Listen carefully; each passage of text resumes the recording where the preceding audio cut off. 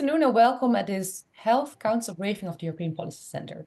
This is our annual event where we, in the context of the Coalition for Health, Ethics and Society, supported by Johnson & Johnson, always look back of the past presidency, or still the current presidency, but the presidency is looking back at their achievements of what they achieved the last 6 months, and we look forward with the incoming presidency.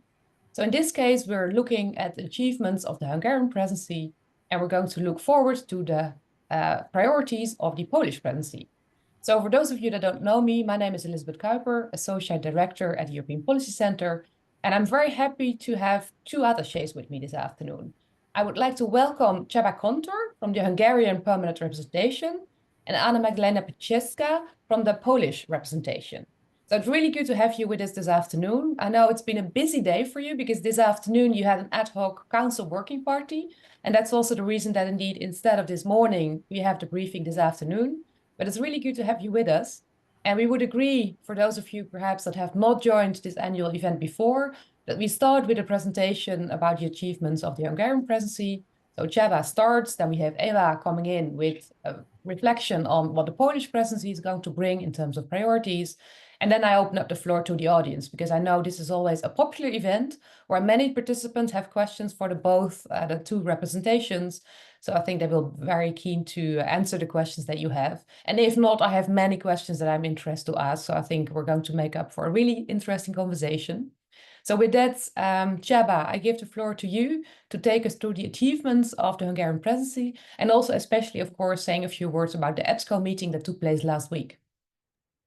Yes, thank you very much, Elizabeth, and it is a great pleasure to us to participate this webinar of EPC, EPC that we find a very renowned participant in the Brussels policy discussion. So thank you very much for the invitation. We are coming to the end of the Hungarian presidency, so I would like to wrap up what we did. When we started, we had our horizontal priorities that also influenced the health. For us, the most important horizontal presidency priorities were the demography and the competitiveness, and there are hooks on both related to the health policy, and this is what we wanted to bring forward. So we had two important policy priorities, as you may know. One is in the field of the non-communicable diseases. We wanted to set the framework for a European action on cardiovascular health. Why? Because cardiovascular health is still a big challenge. This is the #1 killer in Europe, but predominantly the eastern part of the European Union. So if you have a look at the statistical maps, you practically see the Iron Curtain going through Germany, the eastern and western part of Germany, the eastern and western member states. So although we had a little bit of worry whether it will be well received by all the member states, the idea of having a dedicated action in the field was finally very well received. So we are happy that the Council conclusion in this field was adopted. And not only the Council conclusion that is an achievement, but to our great pleasure, the European Commission responded very positively at the EPSCO meeting of the 3rd of December, where Olivier Várhelyi, the new commissioner, announced a dedicated EU action plan of cardiovascular health. So if it was the only achievement, we would have been already very happy, because it's good that there is a tangible impact on the future health policy of what we tried to lay out. Another issue was the organ donation and transplantation. That was not originally our idea. The Croatian presidency wanted to put this on the table already years ago, because that was just after the end of the first EU action plan. But then COVID came and overwritten all the plans. So when COVID was over, which already had a very dramatic impact on organ donation and transplantation, we wanted to dust the plans off and we also at the beginning, in cooperation with the Croatian colleagues, we put forward an initiative to go for an updated action plan on organ donation and transplantation, which was very well received by the member states, and we could adopt council conclusions in this field. There was a long-awaited initiative in the framework of the EU's Beating Cancer Plan. So we were eagerly waiting for the Commission's proposal on smoke and aerosol-free environments, and we are very happy to see the proposal coming out in September, and we could finalize and adopt it during the Hungarian presidency on the 3rd of December. So it's a very important document which will set out a high ambition level and also tackle the outdoor spaces as well for the protection of non-smokers. And of course, the legislation went on. We took over the pharmaceutical package from the Belgian presidency, and we managed to cover 2/3 of the package with different levels of maturity in the several clusters. So we prepared only for the incentives cluster, which is politically the most important, 6 compromise texts only during the Hungarian presidency, and we will hand it over to the Polish colleagues at a good maturity level. So hopefully it will be a basis for a good compromise. We are very proud of what we achieved in the pharma package, especially in the field of the access, because we had to find a new model of improving access in all the member states, and we had to switch from what the Commission proposed, from an incentive-based model, which was quite widely rejected, to an obligation-based model, which is more comprehensive and more predictable for the innovative industry as well. But also we could make a big step forward on the shortages cluster, which was again still open during the presidency, and we started the negotiations and identified the possible compromise solutions in the authorizations, the temporary emergency authorizations, the EMA governance, and lately we tabled a compromise text also on orphans and pediatrics. We tackled also the subject matter scope, which is also very important, very fundamental to the package.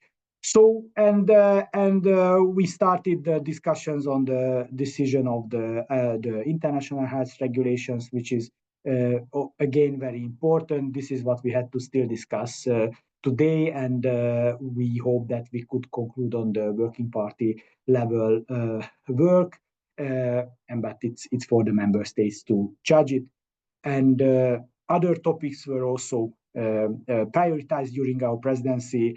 We organized a conference on mental health in the context of the triple planetary crisis. We put the medical technology in the context of artificial intelligence in the focus with another conference. Rare diseases was also in the focus with cooperation with the European Economic and Social Committee, where we could give a good platform to discuss their proposal on a possible European action. Just for a very short moment, what we would also like to highlight from the pharmaceutical package, we are also proud that we could secure the Commission's ideas on supporting innovation in the field of antimicrobial resistance, because antimicrobial resistance is a constant struggle. So we could kind of save the idea of the transferable exclusive voucher with instruments of de-risking over expenditure at the level of the member states, with the inclusion of so-called blockbuster clause, in order to make sure that the voucher will not cause unpredictable expenses at the level of the member states. So this is in a nutshell. Just to wrap up, maybe you were aware of all this, so I wouldn't take more time of Eva, because probably it is more interesting to hear what is ahead of us. Thank you.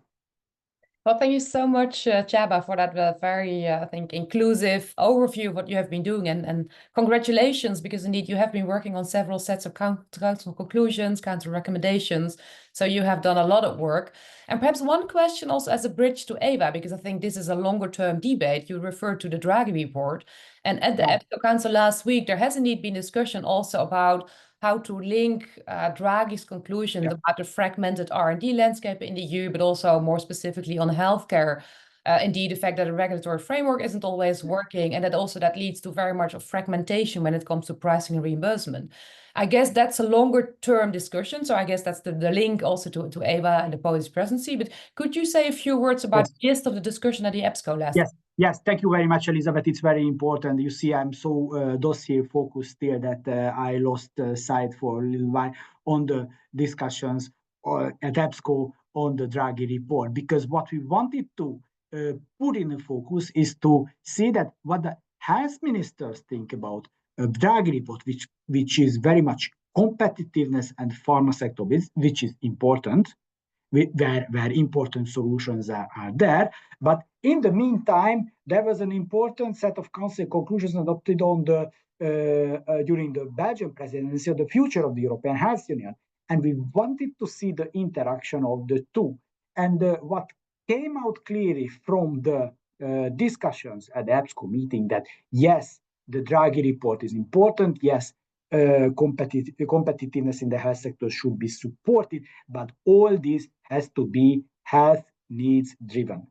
And this is what we have to achieve. And this was, if I want to pick up one important message, is the health need drivenness of the further actions in this field.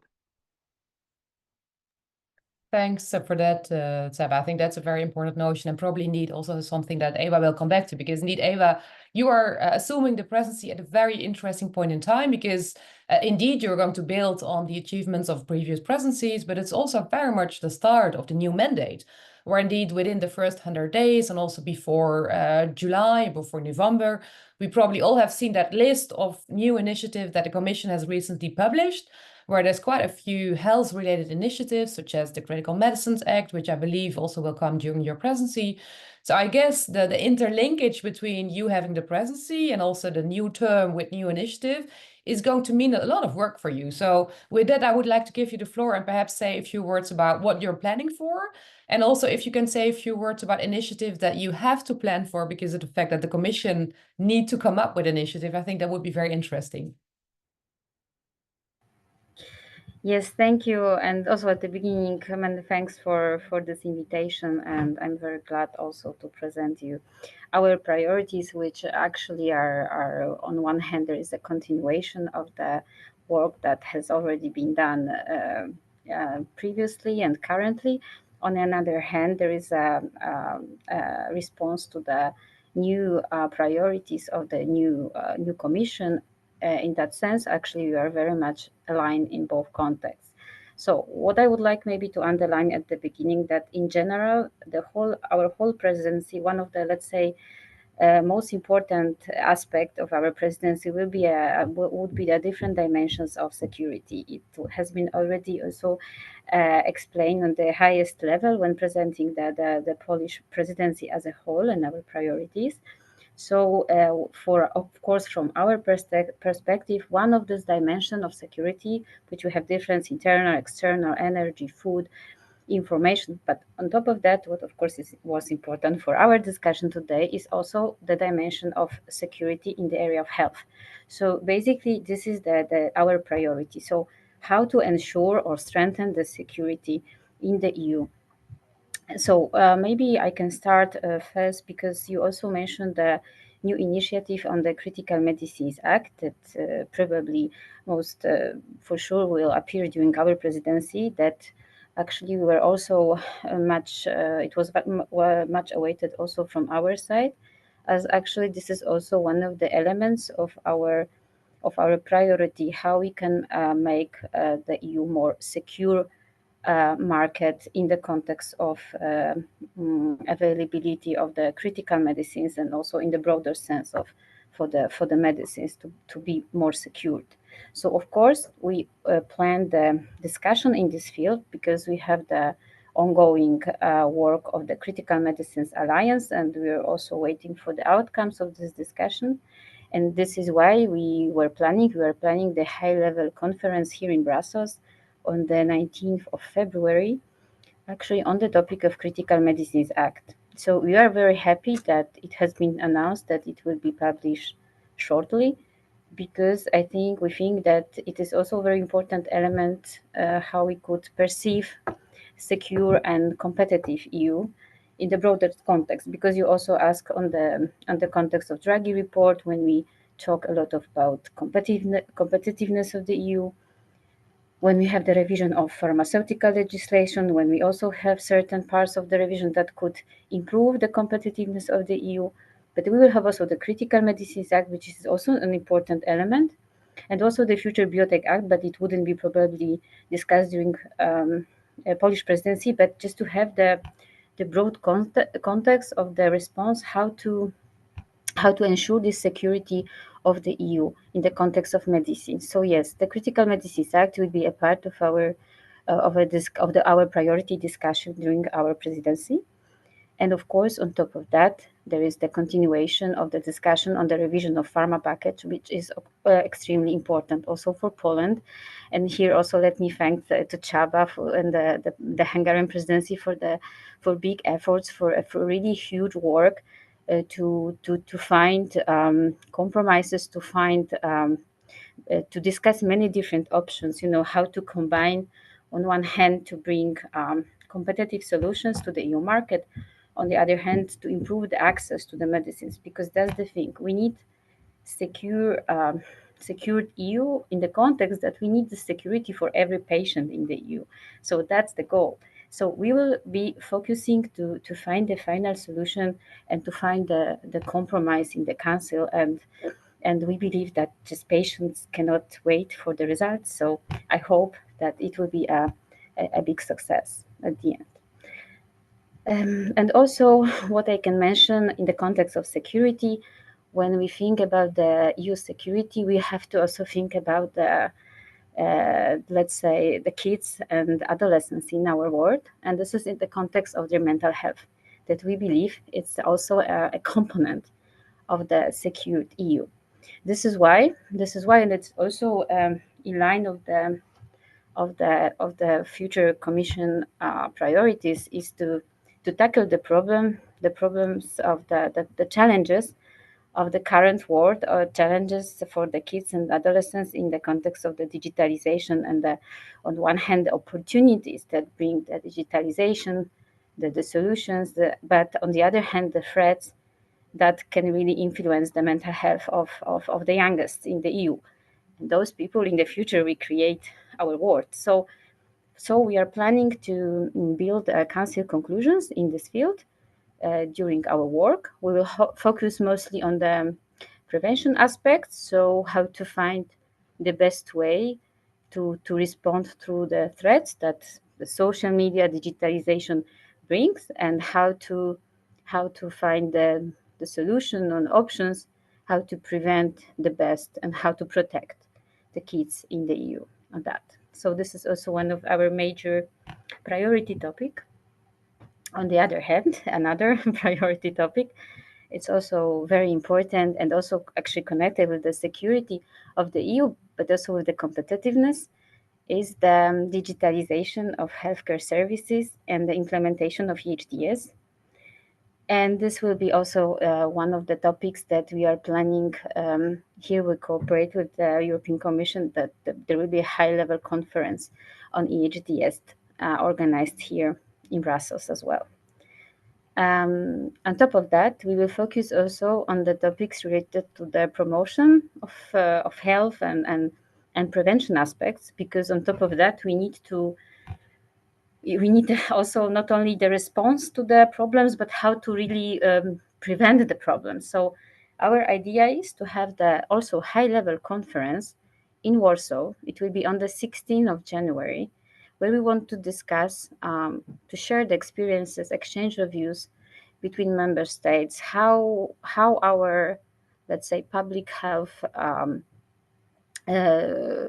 programs, how our public health policies that we introduce in our countries, how we can cooperate on that, and how we can really find the best ones to really prevent the problems, to prevent the diseases that are ongoing. It's also connected with the mental health, and it's also connected with, for example, the current obesity problems and so on. So it will be a broader concept of the discussion.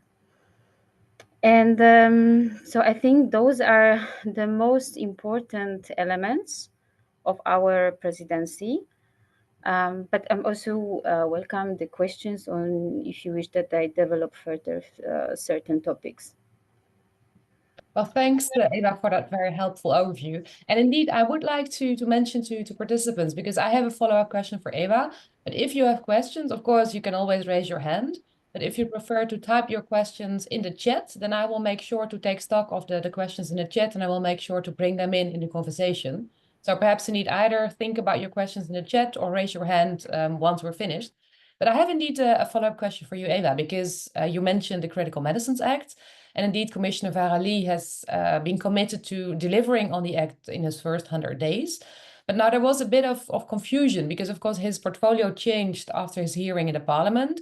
So he is not responsible for HERA anymore, but still he is being responsible for delivering on the Critical Medicines Act. And now there was a bit of confusion in town about how are the two commissioners going to work together, because probably also Commissioner Labib, who is responsible for preparedness, is going to be also acting on this act as well. But he is also involved. So do you know, and can you say perhaps a few words about how the different commissioners are going to work together? Well, thank you for this question, but of course it's more the question for the organization of work to the Commission, because of course we are mostly focused on the, let's say, on the goal, on the aims that we would like to achieve through those initiatives, and of course it's a little bit a confusing moment, I think, for all of us, to understand the details. But I think we just need a little bit of time, and of course this the publication will not, let's say, we still have some, maybe not much time, but still we have some time to to proceed with this. So well, it's difficult to say, because it's really more the decisions of the Commission, and which of course would be also for us very helpful for the organization also of our presidency, right? But I think I cannot say much more on that. No, I fully understand. So I think this is helpful. And as you say, we will find out very soon, probably early next year. Yes. I have already questions coming in. And I believe this is a question for you as well, Eva, because Emma asked online, she would like to hear more about pandemic preparedness in the context of security, as well as cybersecurity of healthcare systems. So can you say a few words about that? Well, on the cybersecurity of healthcare system, that's what I can say, that we are also awaiting for that should be very soon, the publication of the Commission communication concerning the cybersecurity in the hospitals and healthcare facilities, that we welcome to respond on that. So yes, it's also, let's say, a part, the cybersecurity also aspects would be, let's say, a part of our priority concerning the digitalization as such, because let's say it's a part of our priority. So yes, we will tackle the cybersecurity concepts also, let's say, in the context of this priority. So I can confirm. And on the preparedness, well, here of course. We do not, it's a topic that at some point attach all the topics now on health, in the health area, and at some point it's discussed concerning many other topics. So yes, so of course, but we do not plan, like, we do not have for now any legislative initiative in this context. We have to implement better the, let's say, the current the legislation that we adopted recently to be better prepared for the future. We want to focus also on the in the context of the preparedness. It's that we would like to tackle the context of to be prepared for the future crisis, also in the context of the production of the medicines in the EU, and this is a part of this Critical Medicines Act discussion as well. So it's like, let's say, this preparedness approach is just it appears in a different scenarios concerning different priorities. So yes, it appeared in that sense. Well, thanks, Dave. And I think no doubt also that you will be building on the work that the former Finnish presidency Niinistö did, who was quite specific as well about indeed health preparedness and health security. So I guess that also that will be taken into account by the Polish presidency. Yes. I have a question for you, Csaba, because Elizabeth Zennen asked how far the Hungarian presidency has managed to go on Article 2 of the Pharmaceutical Directive on the hospital exemption for ATMPs.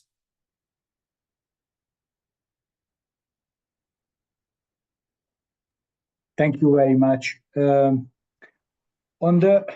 think that the hospital exemption on the ETMP was not a very contested part of the proposal. So we didn't really had to change as far as you're concerned on the basis of the member states' comments, because what we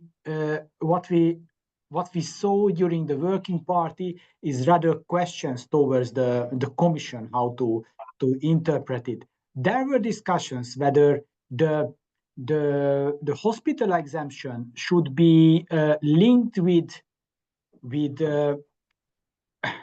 clinical trials, so whether the EU should link the hospital exemption with clinical tests, but then the mood was rather to leave it for the member states, because this is an exemption, so this is for the member states to introduce the schemes. But already what the Commission proposed to reinforce the data collection on the use of the hospital exemption is something that is a step further for potential future policy steps. But honestly, on that, we didn't have to do too much. My feeling is that what the Commission proposed is quite solid, and this is how it was received by the member states. Thanks, Csaba. There is another question on the pharmaceutical package. I think, Eva, I go to you because the question is from Agnes Ver. Are you aiming to reach a general approach in the Council? So this is really a question about progress on the pharma package. Yes, as I mentioned before, definitely we want to reach a compromise in the Council. So yes, this is our goal, and as Csaba also mentioned before, we went already through the crucial parts of the text. So we already had a very deep discussions in the Council on the crucial parts of the elements of the revision, especially the incentive parts. As also we have already 6 compromise texts published during the Hungarian presidency on this part, for example. So just to underline that we really went very deep into the topic and discuss a lot. So we believe that there is a big potential that we will achieve this compromise. And yes, and we hope for that. And as I already underlined, we need it for the patients. So that's our goal. And it's probably a hard question, Eva, but do you think that the whole package as such will be concluded in 2025 so that the Danish presidency will conclude the package, or is that just too early to tell? Well, actually, it depends on the progress in the Council, of course, because depends on how fast we can get also the compromise in the Council. Then, of course, we can start the trilogues, and then again depends on the how we will perceive how, let's say, more or less complicated the trilogues would be. It will also show us how much time we would need for the trilogue. So, but basically, for us, the most important is to at least achieve the compromise in the council, and then depending on our progress here, we can continue with trilogues. Yeah, that makes sense. Yeah. I also have on a different topic a question about the high-level conference on the European Health Data Space that you mentioned. Ryan Hunter asked, can you tell us a bit more about a high-level conference? Yes, I mentioned it will be on the 18th of March. And this is the conference that will be organized by the European Commission. So we are co-organize the conference with the Commission, but the Commission will be the leader. So as I previously I mentioned, for example, the Critical Medicines Act, it will be the conference that will take place here in our permanent representation in Brussels.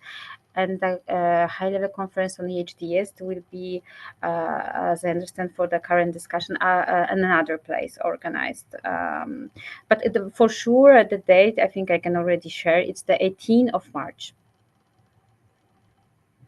That's. But we are discussing the details still, so that's why it's maybe difficult to say more. But for sure, that's the plan. Csaba, I think the next question I'm going to ask to you, because my colleague from the EPC, Magdalena, has a question about demographic changes linked to the EU's workforce. And if I'm not mistaken, during the Hungarian presidency, you worked on the EU's health workforce and addressing workforce shortages. And Mada's question is, how do you envision the EU and member states prioritizing strategies to address the anticipated impacts of an aging population on the healthcare workforce? Yeah, it was actually a topic what we discussed during the Belgian presidency more in details, because that was part of the European Health Union Council conclusions, whereby we called on the Commission to come up also with some action in this field. Well, it is a big. I remember the big discussion was that the shortages. The healthcare workforce shortages are there in the whole EU, with some exceptions, like I would say Luxembourg, maybe Ireland, or very, very few exceptions. But still, the shortage has different impact, and the gravity of the shortage is different within the EU. And this is something we should find a solution. So what we need from the EU side is to come up with good initiatives and support systems on upskilling, reskilling, to find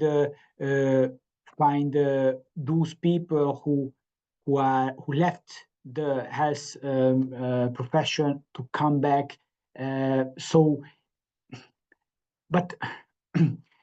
But what we see that the healthcare shortage problem is also a global problem.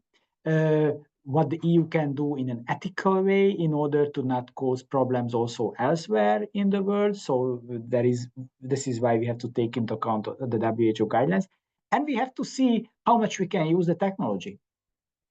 I'm always afraid to say, because of course nothing can replace the healthcare professional, but maybe many things can alleviate the burden on them. And here comes the medical technology, the artificial intelligence. What solutions can help, for example, a radiologist to do their work in a quicker and easier manner? So this is what we have to see, how they can all work together. What we have to avoid, though, is to come up with solutions, and this is also something for the portfolio of Commissioner Minzatu on the skills agenda, and how the free movement of skills, or the recognition of skills, can operate efficiently in the European Union without leading to further brain drain within the EU. So this is something we also have to reflect on in the coming years. Thanks. I think that's a very important point that you say indeed about the Professional Qualifications Directive. I think for years indeed has been hindering also the free movement also of patients and professionals, I think. Yeah, but this is the question, Elizabeth. Sorry to come back. Hindering because the enhanced free movement can also lead to enhanced exodus in some areas. So this is something that has to be counterbalanced. Of course, no question about the free movement. It's important, and it's why healthcare professionals shouldn't have. But the impact of this free movement should be also taken into account. Yeah, I agree. It's good that you're coming, because it's very much a balance, and also really depending on which countries you speak about. Because Letta's right to stay, the fifth sort of right that he's keen to introduce, is very much a reality for countries like Portugal, where indeed you have the story of healthcare professionals that seem to leave the country straight after their education. So that means indeed that the country is not benefiting at all from their investment in the workforce. It's a good remark, and thanks for adding that to your remarks. Yes. I have a question going back to Eva, because Caroline Bollaars from the World Health Organization is asking about the evaluation for HERA.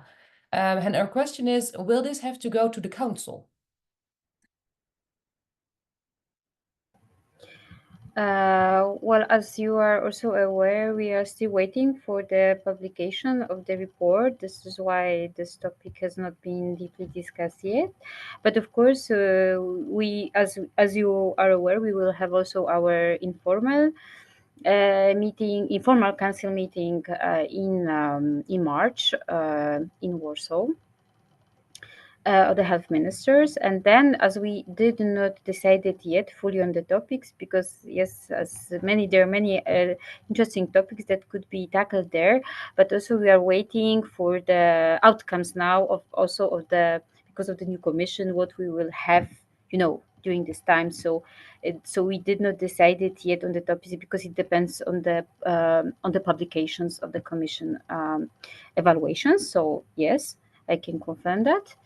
For now, for example, for the informal council meeting of the ministers, we can confirm only one topic, because it will be the subject of our council conclusion. So it's the mental health of kids and adolescents. That's for sure that we'll have a discussion there.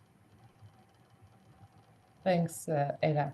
I think I have a question to the two of you, because I think from the many different topics that both of you mentioned, I think it's really clear that indeed, also given the horizontal structure of the new European Commission, there probably is going to be much more attention for the nexus between health and different topics, be it the nexus between health and environment, or health and security, health and pandemics, pandemic preparedness, or health and let's say competitiveness. There's many different areas that are now being much more actively linked to health.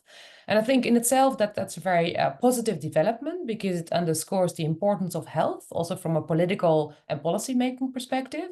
But of course, more practically, from an EPSCO Council perspective, it means that, let's say, ideally, the EPSCO Council would need to work together much closer, but also many other ministers involved. Because again, if you speak about the environment, you need to involve the Environment Council and the work that Teresa Ribeira is going to do. Stéphane Séjourné in competitiveness also would need to be involved somehow if you speak about the repercussions and the consequence for the healthcare sector.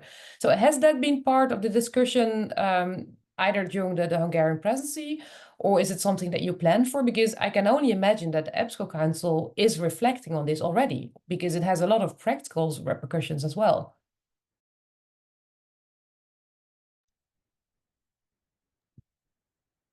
Well, if I may, well, this is health in all policies in the making. So this is what we have to adapt to, and it will require a much more extended coordination between the specific ministries in the capitals, but also at Commission side. I think it can only just do good to the cause of health when it has to be assessed elsewhere. It's not just a matter of ministers who come to Brussels or Luxembourg twice a year and then go home, but this reflection has to go on in a more intensive manner in the coming years. So I am happy that health is more spread out on other areas as well. Absolutely. As you say, it's health in all policies in practice. But I think in the past, there only have been a few examples of the fact that health Council tried to work together with others. For example, I think there was a jumbo council between agricultural ministers and health ministers on AMR. I believe the Belgian presidency had one together with the social ministers and ministers for finance on social investment, including health. But there's not a lot of precedent. So I can only imagine this is work in progress, as you say. But I think it is an interesting question going forward because it will also have a lot of practical implications for the work of future presidencies, of course. Yes, what I can also let's say confirm that at least what we are trying for sure to do at national level, that we all coordinate our responses, coordinate our actions to have the whole picture of the situation in the particular member states, and this is what we can try to also bring to the EU level, that we also try. On the other hand, it's also a little bit complex from the EU perspective to put everything at the same time. That's true. But from the health perspective, I also think it's crucial at some point and important. Why? Because we always speak about a very sensitive area of our life at some point, and very, for example, medicines as a very sensitive product, as a very sensitive topic concerning the access, as a special attention should be done to the health. I don't know, in the context of environmental challenges. Yes, we can speak on that, but there is always this reflection on the point that, for example, we have to bring back the production of the critical medicines to the EU. On the other hand, we have much stricter rules, environmental rules in the EU, then the costs will arise.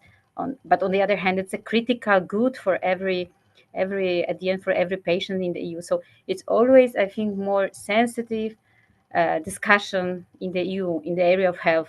So just to underline that, yes, that it should be very much underlined in all other policies. A question for you, Csaba, because I think there was also a point under any other business at the EPSCO Council last week about voluntary cooperation on joint procurement. Voluntary cooperation of medicinal products. And I think it was supported by a few member states, Cyprus, Denmark, Greece, Latvia, Malta, and Slovenia. And I think it was very interesting because I think on the one hand, you can see that these member states are trying to build on the lessons learned during the pandemic. And it is true that indeed the voluntary instrument is there and can be used. On the other hand, it also comes back, of course, to budget available for healthcare systems, because as much as you can do joint procurement and you can try to come up with indeed a few member states that pool their resources, you still have to have the budget to actually pay at the end of the day for these products. Was that being discussed at all, or was this just a short point for information? Well, comparatively, it was rather a short point, but it was nevertheless an important point and very well reflected by the Commission as well. And we have blueprints. We have the cross-border health threat regulation, where the Commission is designated as a central purchasing authority. So the question is whether the Commission will take the initiative to step up as an authority, better coordinating the member states. Whether there will be resources available for certain areas from EU budget to help the purchase.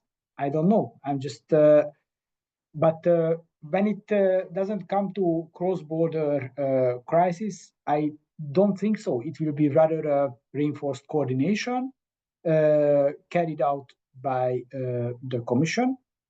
That's a possibility. Where the member states can opt in. What we have to see that it all sounds good, but when it comes to the practical implementation, even in times of crisis, to require sufficient level of commitment from the member states to participate in those joint procurements is always a question. So when you have to commit yourself to not just to ask for 500,000 masks, but also to commit yourself to buy at least 300,000. Will you do that when you are at the beginning? So this is what we have to assess, and also member states have to be honest and asking themselves whether they are also ready to commit themselves in that joint procurement as well. Otherwise, they can always come together and do the joint procurement in a voluntary basis, an absolutely decentralized basis. We've seen some examples in the Baltic states; they are doing it quite well. There was the Valletta cooperation, the Benelux, which reached the level of joint HTA. Also, it is important what we mean by joint procurement. Sometimes do we mean that we purchase together, or we prepare some elements of the procurement together? Like the HTA can be a good thing when it goes beyond the clinical assessment, but also goes into cost efficiency and so on and so on. So there's a lot of variable. Commitment from the member states will decide how far we can go. I think, Eva, the same dilemma, if I can say, also applies to prevention, because I think everyone would agree that it absolutely makes sense to focus and to invest in prevention rather than waiting too long till people are getting sick. And I think that's what we do as societies. We actually focus on sickness instead of preventing people to get sick. And therefore, I think it's very promising to hear that at the Polish presidency, you're going to work on this. But indeed, it is the dilemma that you need to also have funding to indeed fund prevention. And I don't know it from my own experience when I worked for a Minister of Health. You can have great visions and recommendations and action plans, but if there's no funding available, it's very hard to roll that agenda out. So how are you going to deal with the topic of prevention on your agenda? Yes, thank you. Thank you. Indeed, there is always, at the end of the day, a huge challenge really concerning the financing on different aspects when we have to deal with the health budget at national level, and that's true.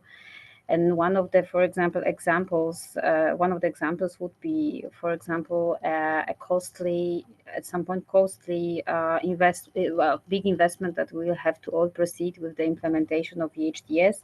So for sure, we want to discuss, to underline the topic, because this is a great the great opportunity for the future, actually, also in the context of prevention, to use the data in that sense. So, but on the other hand, we also have to invest in the project in advance and build the system. So we, as you said, we always have a lot of the ideas how to let's say how to respond to the prevention challenges. So this is why we also want to put the discussion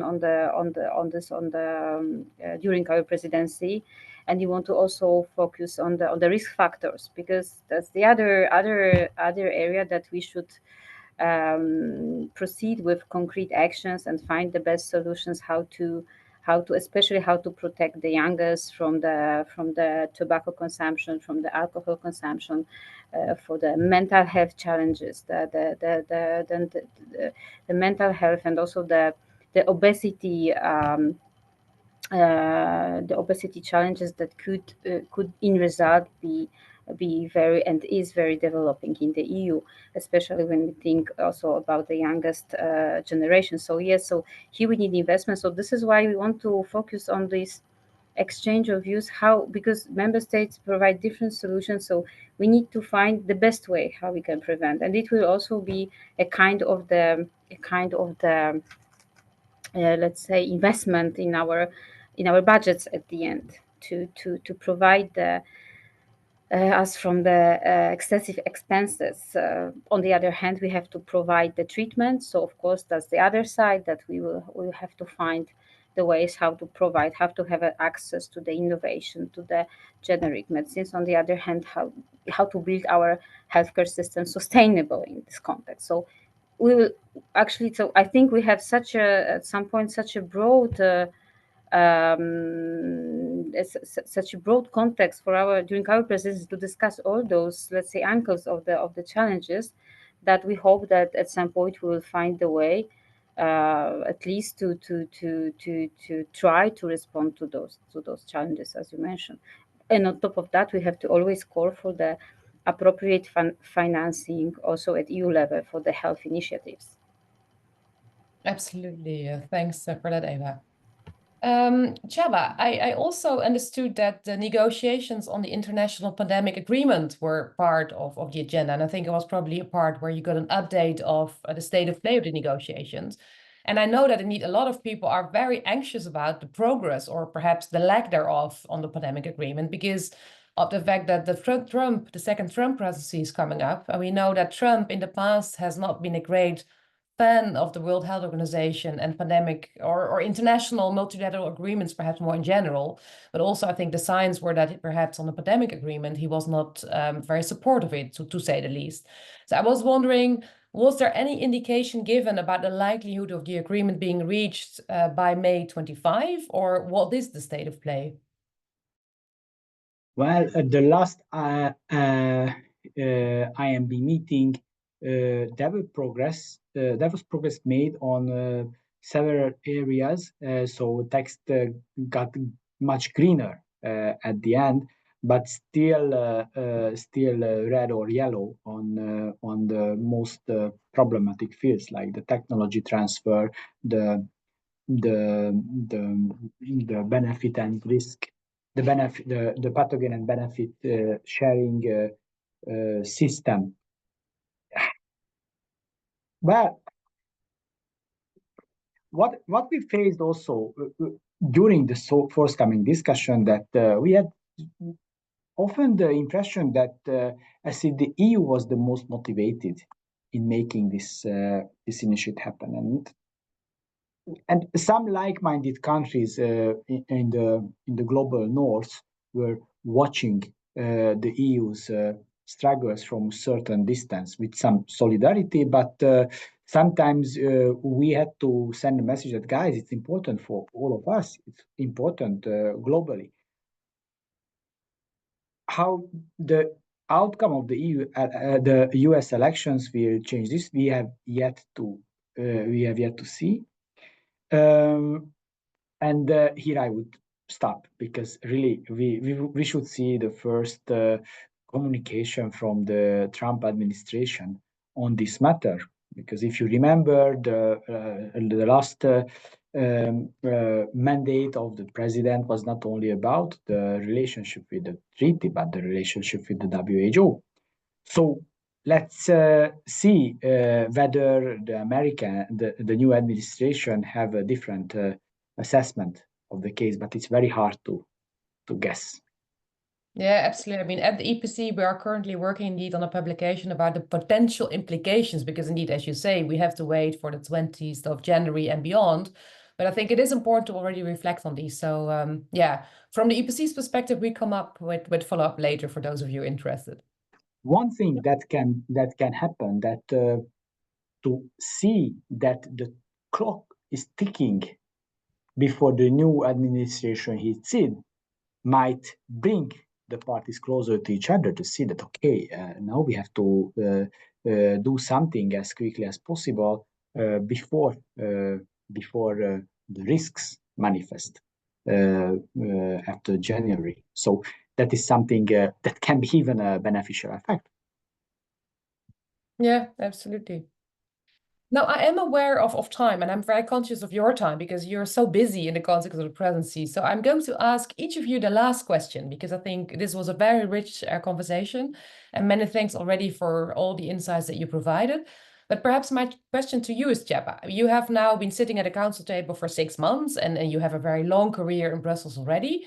When it comes to the cooperation between health and other areas, because of course you have been working intensely, I guess, with your Kuiper 1 ambassador and with all officials involved, what is your takeaway about the importance of health in the context of other policy areas?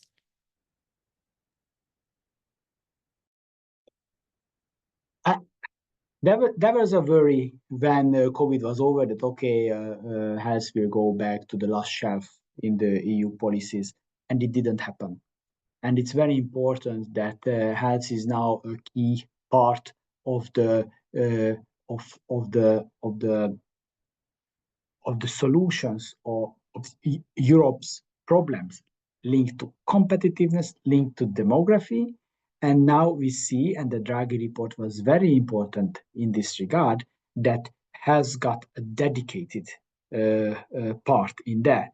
So I would say that a year ago, I was more pessimistic in this regard. Now I see that has a role to play in the whole European economic ecosystem as well. And we have to face that these are the most important factors that lead, at least at peacetime, the European policy. And if health is a key element of it, then we are good. Thanks. And that is quite a promising message indeed, Csaba. Eva, I am aware that Poland is the first trio member of the trio consisting of Poland, Denmark, and Cyprus. Is there more to say about common priorities that perhaps also the two incoming presidencies will focus on, and how they will build on the work of the Polish presidency? Yes, thank you. Of course, we are also within the contact with our trio partners, trying to discuss our trio program as well. So for sure, there is the element of the access to medicines and the competitiveness of the EU, and the prevention aspects as well. We think we will have during our presidency, then we will have common topics that I think are equally crucial for all of us is, for example, the topic of the mental health of kids and adolescents, because this is something what is really what we all experience at national level, and we need this discussion, and we need at least maybe not immediate solutions, but the discussion and try to find how to prevent the topic. On the other hand, I think we all can agree that we have the revision of the pharmaceutical package on our agenda. I think we all have to look from the horizontal perspective to this priority in the context that, as I also mentioned before, there will be a critical medicines act at the table, there will be the biotech act on the table, there will be possible life science strategy. The Commission in the future. For the future, we need to look on the published reports on the topics and so on, and then you have to look on our data concerning the access to the crucial medicines for our patients. Then we have to see on the sustainability of our budget. So I think this is all. The point is that we have to find a common the solutions that we all accept, but I think we have the same aims and the same goals to achieve. Well, thanks so much to the two of you. I think this was indeed very rich. I think what was very important in what the two of you had to bring to the table was that health is very prominent when it comes to EU policy making. Not only has the Hungarian presidency been working on a lot of initiatives, I think the Polish presidency also has their agenda cut out for them. And I think there's a lot of actions indeed that we can expect in the first 6 months of 2025. So I really would like to thank the two of you for that message and also for making time, because I know how busy your agendas must be, but it's great that you could make it, because this is our annual event that we always organize in December. So it was great to have you. Thanks to the audience for your questions. It was really good to see you coming in. And I would say follow us at the European Policy Center, because health is always an important part of what we do. We have a lot of initiatives lined up for next year. So if you're not yet registered to our newsletter, please look at our website, epsc.eu, and subscribe so that you know what we're doing. And I hope to see you in the new year. Thank you very much.